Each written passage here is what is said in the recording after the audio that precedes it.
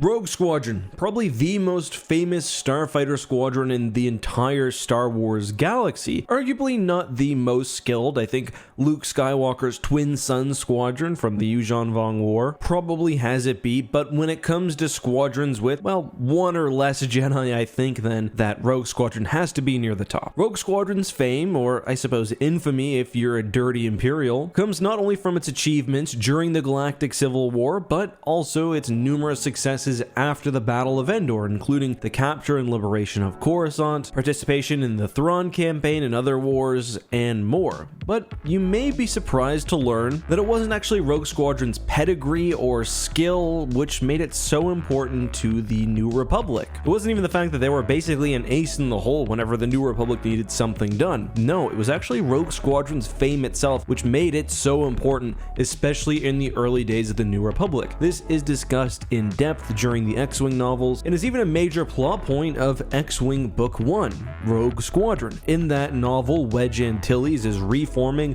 Rogue Squadron after the creation of the New Republic, and one of the major considerations for the group is the representation of different alien species. Here's a direct quote. Wedge bit back a sharp comment. Admiral, I've spent a good deal of 2.5 years since the Emperor died, touring worlds new to the Alliance because someone decided our new allies needed to see we had heroes, that we weren't all the bandits the Empire made us out to be. I gave speeches, kissed babies, had holograms taken with more world leaders than I ever knew existed. I was there as our propaganda machine built Rogue Squadron up into the needle that exploded the Emperor's Death Star balloons. Then you do understand why it is important that our allies have representatives within our most celebrated squadron, General Somm responded. So basically, when reforming Rogue Squadron, the pilots had to be made up from not just humans or Corellians, but also important allies like the Bothans, and I think most patently ridiculous, two Typharans representing the two major Bacta conglomerates in the galaxy. It's pretty ironic, in fact, that Rogue Squadron, which is meant to be this elite, get-things-done starfighter unit, is being so hamstrung by the politics of the New Republic, that it's so important for key allies and member worlds to see representation among the famous starfighter unit. This was especially difficult for Wedge because other surviving members of Rogue Squadron, like Jansen, were off on other missions, so he was left to reform the group on his own. After, of course, the aforementioned year-long publicity stunt. His reformed squadron would have the following roster. Wedge himself, the Typharans Bror Jace and Arisi Delart, the latter who would end up being a traitor. Corran Horn, famous Corsac agent and future Jedi. His wingman, Oral Quirg, a Gand pilot who would be very important in Rogue Squadron's history. Twi'lek lawyer Noir Aven, one of my favorite Rogue Squadron characters. Lujani Forge, who wouldn't be long for this world.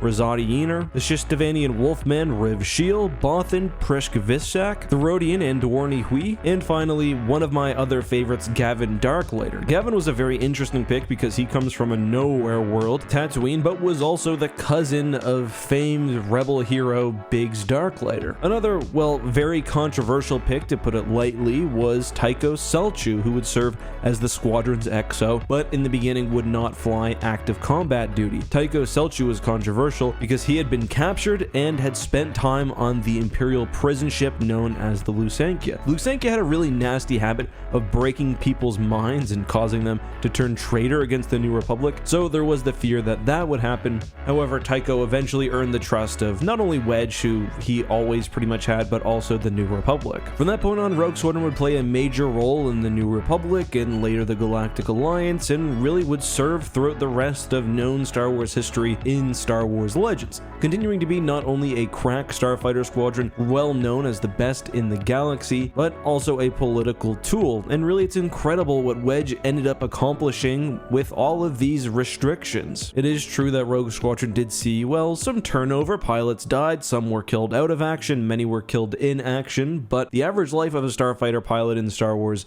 is not very long. I'm curious though, have you read the Rogue Squadron novels, and if so, who's your favorite character? If you haven't read the Rogue Squadron novels, you probably should. You can either pick them up on paperback, probably from your local library, or they're now being released in full, beautiful, unabridged versions on Audible, and I assume other audiobook publishers. This isn't a sponsored post or anything like that, but these books are really good, and the audiobook versions, the new versions, make sure you get the new versions, not the crappy 3-hour long versions, are really exceptional. But guys, shorter video today, that's all I have for you. Until next time, be safe, have a good one, and may the Force be with you.